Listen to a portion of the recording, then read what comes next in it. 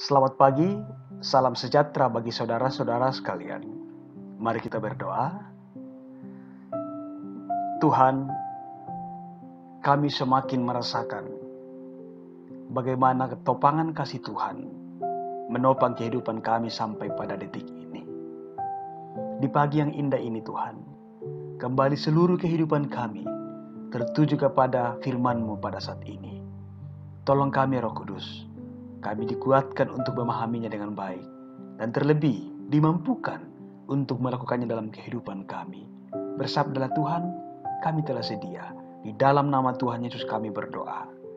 Amin. Yehezkiel pasal 3 ayat 4 sampai ayat 12, firman Tuhan kepada kita. Firman-Nya kepadaku, hai anak manusia, mari, pergilah dan temuilah kaum Israel, dan sampaikanlah perkataan-perkataanku kepada mereka. Sebab engkau tidak diutus kepada suatu bangsa yang berbahasa asing dan yang berat lidah, tetapi kepada kaum Israel. Bukan kepada banyak bangsa-bangsa yang berbahasa asing dan yang berat lidah, yang engkau tidak mengerti bahasanya. Sekiranya aku mengutus engkau kepada bangsa yang demikian, mereka akan mendengarkan engkau. Akan tetapi, kaum Israel tidak mau mendengarkan engkau, sebab mereka tidak mau mendengarkan aku. Karena seluruh kaum Israel berkepala batu dan bertegar hati. Lihat, aku meneguhkan hatimu melawan mereka yang berkepala batu, dan membajakan semangatmu melawan ketegaran hati mereka. Seperti batu intan yang lebih keras daripada batu, kuteguhkan hatimu. Janganlah takut kepada mereka, dan janganlah gentar melihat mukanya, sebab mereka adalah kaum pemberontak. Selanjutnya, firman-Nya kepadaku, hai anak manusia, perhatikanlah segala perkataanku yang akan kufirmankan kepadamu, dan berilah telingamu kepadanya. Mari, pergilah dan temuilah orang-orang buangan, teman sebangsamu. Berbicaralah kepada mereka, dan katakanlah, begini firman Tuhan Allah, baik mereka mau mendengarkan atau tidak. Maka roh itu mengangkat aku, dan aku mendengar di belakangku suatu suara gemuruh yang besar, tatkala kemuliaan Allah naik ke atas dari tempatnya. Demikian firman-Nya. Saudara-saudara, rehat renungan pagi 26 Juni 2020. Allah meneguhkan hati kita. Saudara-saudara, kita hadir di dunia tidak ada yang kebetulan. Tuhan menghadirkan kita dengan tujuan yang telah dirancangkan Tuhan untuk setiap individu. Yehezkiel pun demikian, saudara-saudara. Yehezkiel diutus melayani kaum bangsanya sendiri yang bersamanya di tempat pembuangan.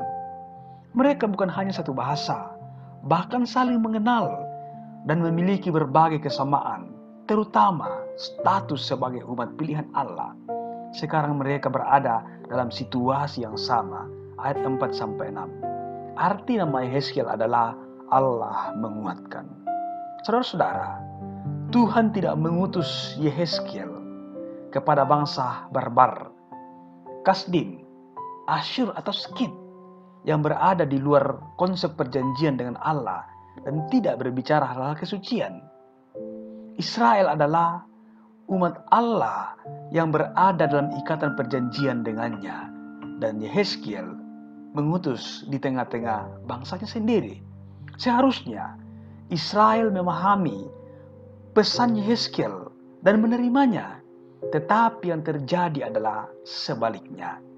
Saudara-saudara, terkadang dalam hidup seperti ini kita kadang di tengah-tengah kelompok kita sendiri, terkadang ada penolakan-penolakan. Bangsa Israel adalah bangsa pemberontak, berkepala batu, dan menegarkan hati sehingga mereka tidak mau mendengarkan Tuhan. Ayat 7, 9, dan 11. Tuhan tidak mengubah hati umat Israel, saudara-saudara. Yang Tuhan lakukan adalah lebih memilih meneguhkan hati hambanya Yehezkiel seperti batu intan, membuat semangatnya seperti baja, agar tidak takut dan gentar saat bertemu dengan bangsa Israel. Ayat 8 sampai 9. Selain memiliki keteguhan dan semangat, Yehezkiel harus memperhatikan dan mendengarkan firman yang disampaikannya. Ayat 10.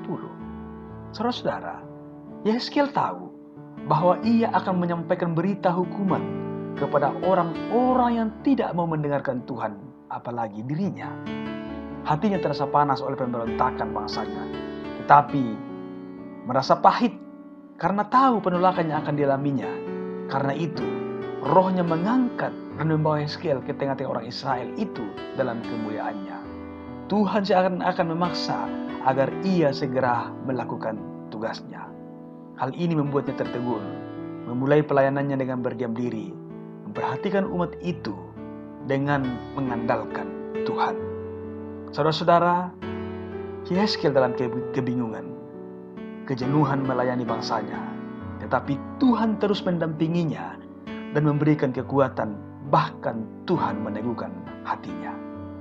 Hal yang sama akan Tuhan limpahkan kepada kita. Kita bisa saja dalam kelompok kita dipertemukan dengan penolakan-penolakan yang bisa membuat kita tidak semangat. Bahkan bisa saja ada rasa kita untuk berhenti melanjutkan kehidupan. Tapi percayalah bahwa Tuhan yang berotoritas atas hidup kita, atas jagat raya ini, akan selalu hadir meneguhkan hati kita untuk tetap survive dalam dunia yang tidak pasti ini. Yesaya 41 ayat 10 mengatakan, "Janganlah takut, sebab aku menyertai engkau. Janganlah bimbang, sebab aku ini Allahmu. Aku akan meneguhkan, bahkan akan menopang engkau. Aku akan memegang engkau dengan tanganku yang membawa kemenangan." Saudara-saudara, teruslah rawat iman kita, dan Tuhan akan terus meneguhkan hati kita, meneguhkan iman kita. Iman melihat terang dengan hatimu ketika semua matamu melihat adalah kegelapan. Tuhan menolong kita. Haleluya. Amin. Mari kita berdoa.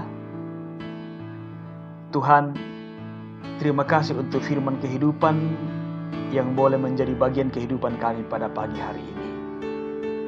Kami juga diteguhkan pada saat ini bahwa ketika kami diperjumpakan dengan berbagai macam penolakan-penolakan di dunia ini, kami sungguh-sungguh yakin bahwa Allah yang berotoritas atas kehidupan kami, yang berotoritas atas jagat raya ini, akan meneguhkan hati kami supaya kami tetap survive dalam melanjutkan kehidupan kami selanjutnya.